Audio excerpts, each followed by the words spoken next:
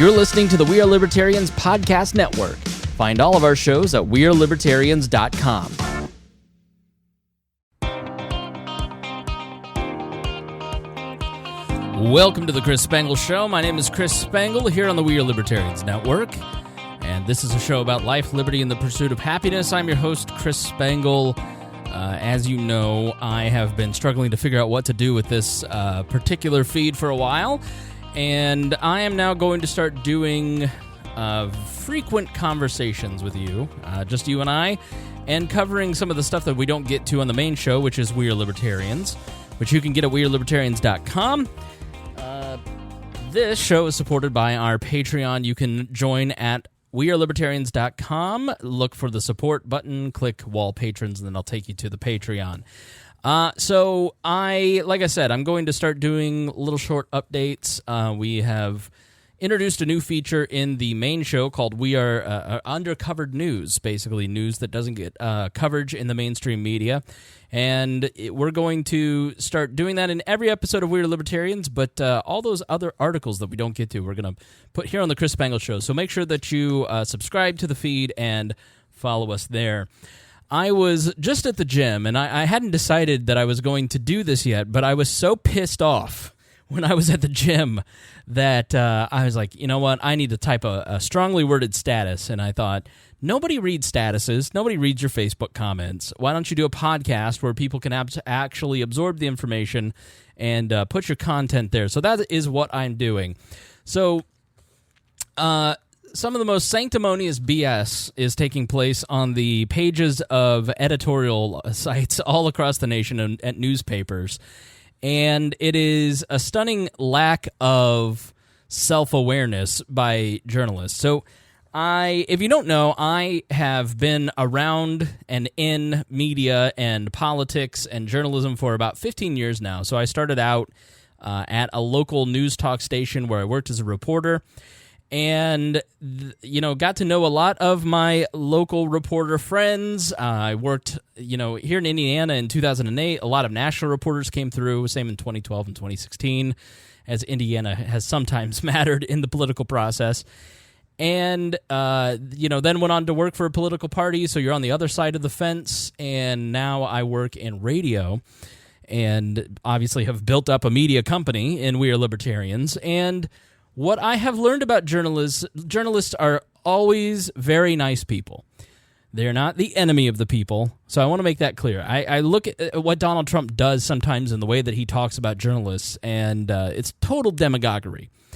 And he's using the free, quote-unquote, press as a weapon to get away with pretty much whatever he wants. And it's pretty insidious. It's not right. But at the same time, the media has done things that have turned them into punching bags. And so sometimes I don't have a lot of sympathy for them. And I think today is one of those days. So this is from The Hill. At least 100 newspapers sign up to publish editorials targeting Trump. The Boston Globe has enlisted more than 100 newspapers from across the country to publish editorials fighting back against President Trump's repeated attacks on the media. So they published all these sanctimonious articles. The Boston Globe, I'll read that to you in just a moment, but there is a sense amongst journalists that they are the next Woodward and Bernstein. Even if you go and talk to your local newspaper reporter who works, growing up there was the Hendricks County Flyer, which covered this donut county of Indianapolis and, a county of a few 100,000 people, and it was a very small newspaper. My ex-wife worked for them. And what you get when you talk to even those level, they all think that they're the next Woodward and Bernstein. So there is an arrogance that comes along with this particular job. People who have massive student loan debts, who make roughly $30,000 a year if they're lucky, have to find some reason not to be miserable and end up hanging in a closet. And so saving the Republic seems like it's probably a fairly good reason. Now, the press is important, but often they are not doing the actual work that needs to be done that actually saves the Republic. They're repeating just talking points. For instance, your local news, if you watch your local television news, you're having your intelligence insulted. And that's because they only take the police reports that are filed by public information officers at local police departments and then turn that into news. And that's because it would take resources to actually do any other kind of reporting. And that has extended all the way up to the bigger news outlets. And so now there's a phenomenon of turning tweets into news. You know, like Ruby Rose, for instance, who is scheduled to play Batwoman, was not gay enough and not intersectional enough to play this character, and, you know, probably 10,000 people were pissed off on Twitter, and all of a sudden it's a major news story. It's not a news story at all. It's a tweet, but they have so few resources that they have to find some reason to justify their job, so they start turning to tweets as if it's real news. You know, and Jim Acosta, he is the if Donald Trump is the avatar of American politics and how it actually operates, you know, Acosta is just the avatar of how that guy is lurking in every media member that I've really worked with, political reporters, anyways. So they all think they're saving the republic. They're not saving the republic. They're reporting about Ruby Rose. Ruby Rose not being gay enough. So the Boston Globe article, and there's some really good points in here. It says the central pillar of President Trump's politics is a sustained assault on the free press. Journalists are not classified as fellow Americans, but rather the enemy of the people. This relentless assault on the free press has dangerous consequences. And I agree with that. I 100% agree with that. When you start eroding the norms that hold a society together, bad things happen. Go read The Storm Before the Storm by Mike Duncan about the end of the Roman Republic, and you see the importance of mos maiorum and cultural and political norms and how important they are at holding things together. But what the Washington crowd, what the John McCains of the world don't understand is that their behavior helped erode some of those, especially things like Iraq. You know, Iraq is the big black eye on the press, and anybody who was against the Iraq war was an enemy of America. And the press, in many ways, treated people who were against the war as an absolute enemy. So, we asked editorial boards from around the country, liberal and conservative, large and small, to join us today to address this fundamental threat in their own words. Replacing a free media with a state-run media has always been the first order of business for any corrupt regime taking over a country. First of all, where has Donald Trump proposed that he's going to put together a state-run media? Now, if he had the opportunity, he 100% would. But the closest thing was Breitbart. And Steve Bannon didn't even make it in the White House. This guy can't run his own life, let alone a state-run media. He is not Joseph Stalin. So the hyperbole in this is already off to the races. Today in the United States, we have a president who has created a mantra that members of the media who do not blatantly support the policies of the current administration are the enemy of the people. He says exactly how people like Barack Obama and George Bush treated the media.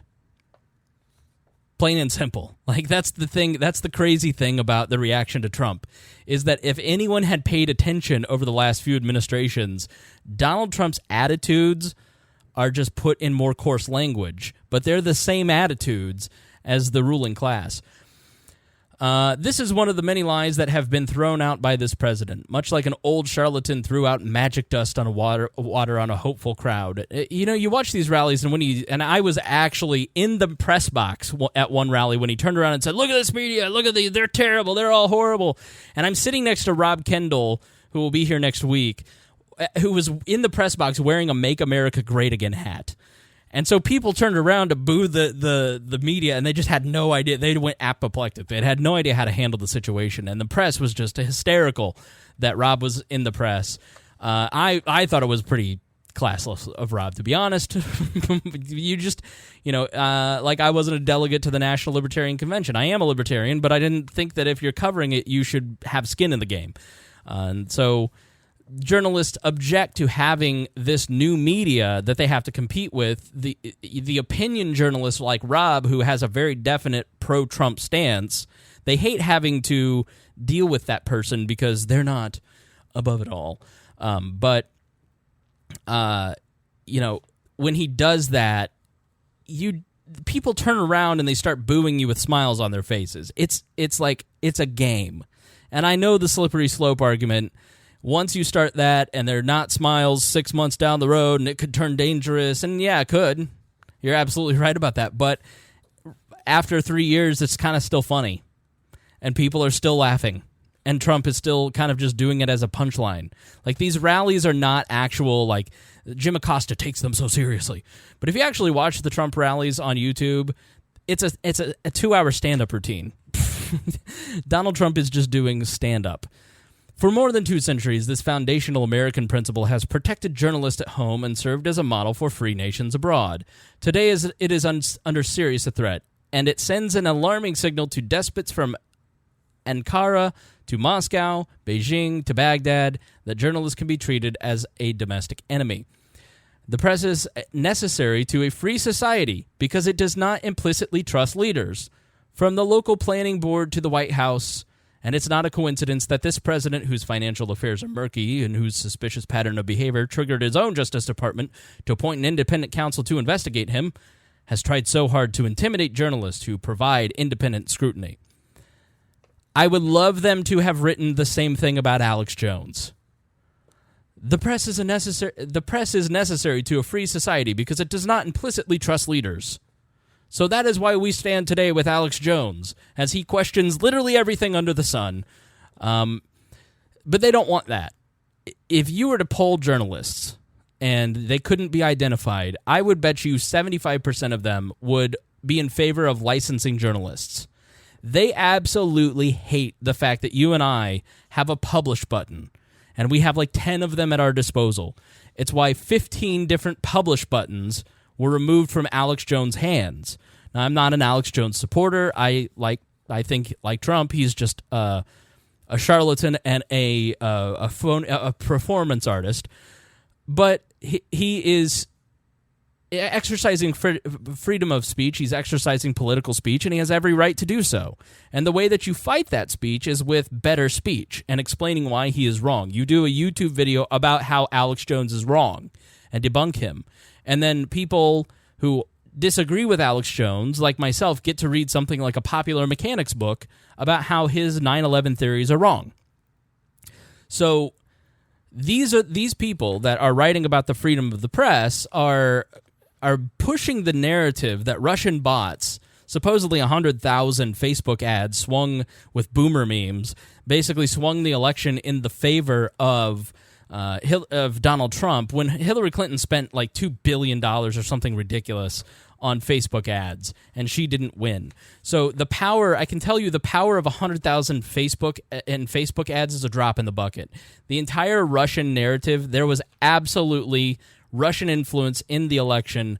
The Russians are the ones who went into the servers of the Democrats and then gave it to WikiLeaks to publish in an effort to discredit Hillary Clinton because Putin didn't like Clinton. He thought she was an enemy, and he knew Donald Trump would paralyze this country. And so there was absolutely Russian interference. But the idea that the Russians and bots on Twitter, you don't pay attention. There are studies that show that you don't pay attention to your friends when they make a political argument on social media. So you're telling me that a spammy bot account is actually influencing American democracy? That's bullshit. The fact is that these people, the press, absolutely hate having to compete for your attention. And they absolutely hate having to compete against the Facebook platform and Twitter platforms and Instagram for dollars. And so they're mad about it. They have a chip on their shoulder. And so anything they can do to leverage that into full control or to achieve what they're working on, which is partner status. So you'll be able to see, the only politics and news that you'll actually be able to see on Facebook is from trusted sources like CNN and not Fox News, but CNN and the New York Times. And never mind the fact that the New York Times and the Washington Post and CNN helped lead us into a war that killed a million Muslims and tens of thousands of Americans. Never mind that. It's Alex Jones that we've got to worry about, an amped-up alcoholic vitamin salesman. He's the danger to American democracy, not the New York Times. So But they don't want a free press. They want a press controlled by them. There once was broad bipartisan intergenerational agreement in the United States that the press played this important role, yet that view is no longer shared by many Americans. The news media is the enemy of the American people is a sentiment endorsed by 48% of Republicans surveyed this month by Ipsos polling firms. Maybe it's because you never give a Republican a fair shake. Now, I'm a libertarian, so I don't have a skin in the game in the left-right, bull narrative. But Donald Trump doesn't get a break. Republicans never get a break.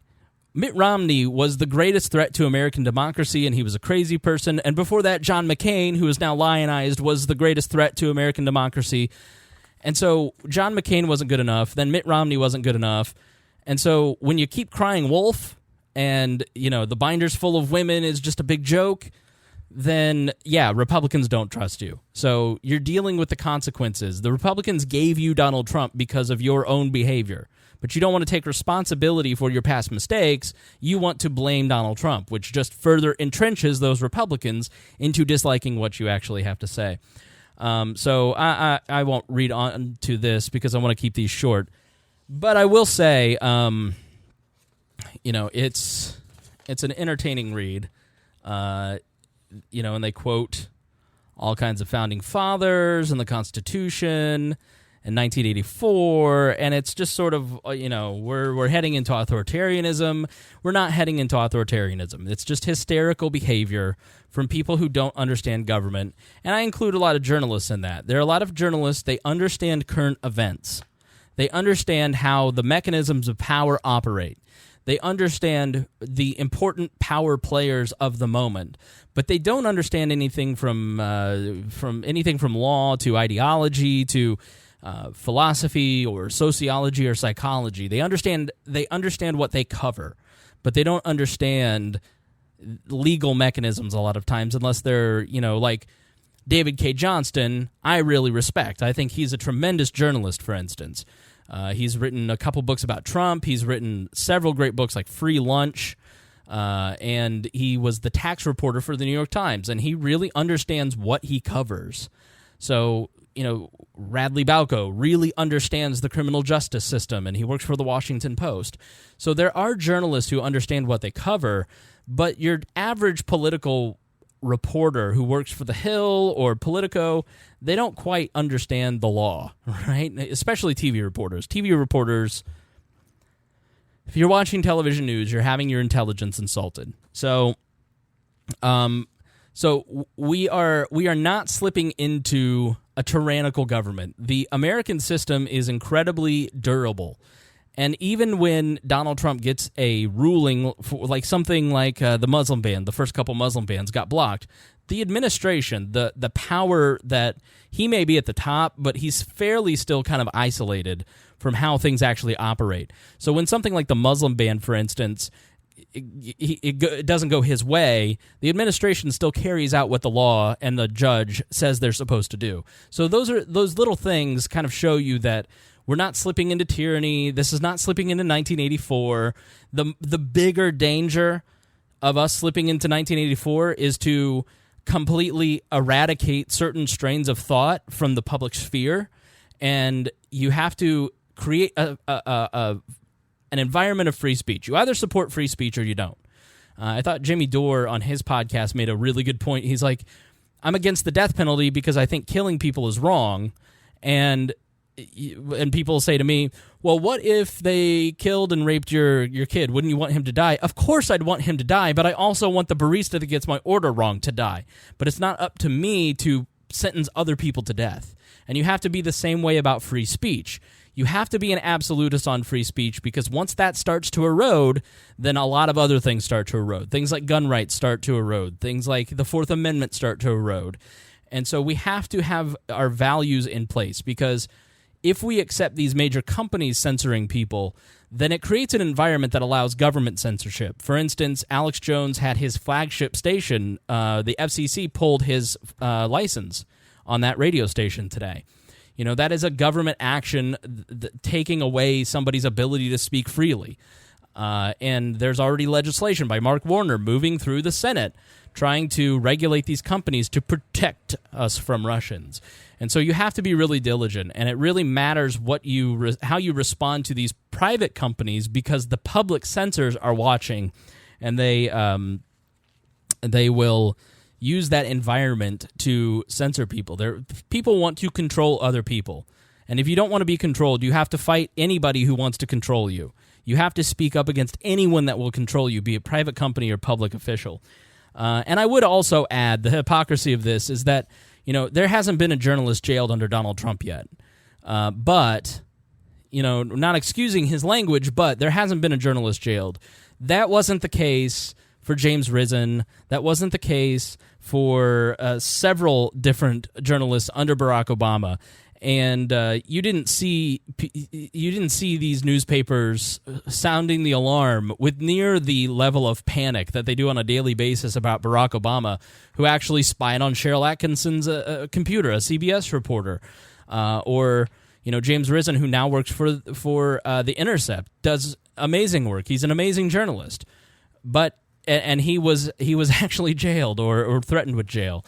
He's one of the journalists that Eric Holder ordered to have investigated, and he was, basically threatened with prosecution if he didn't give over his sources. So major First Amendment violations there, much more down the rabbit hole than what we're seeing with Donald Trump. But there wasn't this same level of outrage when Barack Obama did it. So it is important to point out the hypocrisy of this. So hopefully they will adjust their attitude a little bit, because what this is fear-mongering. This article is fear-mongering, and I think why it irritates me so much is that it is making people who don't really pay attention, like I pay attention, fearful. And I absolutely hate when people use fear to try and manipulate people into doing something. And it is journalists who are, most of them, rightly scared about the environment that Donald Trump, the President of the United States, whose word carries weight and does create a very significant bad atmosphere towards them, that is wrong, and they should speak out against it. But they also should be a little self-reflective and understand how they actually have helped contribute to those 48% of Republicans not trusting them. And it's like anything. You don't want Mark Zuckerberg to think for you and be the censor. You don't want the New York Times to think for you and be the censor. You don't want me to be your censor and think for you. You, as a consumer of information, have to be constantly vigilant about what you're putting into your brain, because it really does matter. So with that, I thank you for joining me here on this episode of The Chris Spangle Show as we talk about the free press and its importance. And just remember that there's more than just the New York Times and CNN out there in terms of journalism.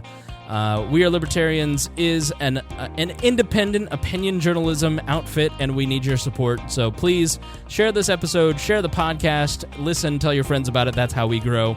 And I thank you for listening, and we will talk to you very soon. Hope you have a great day.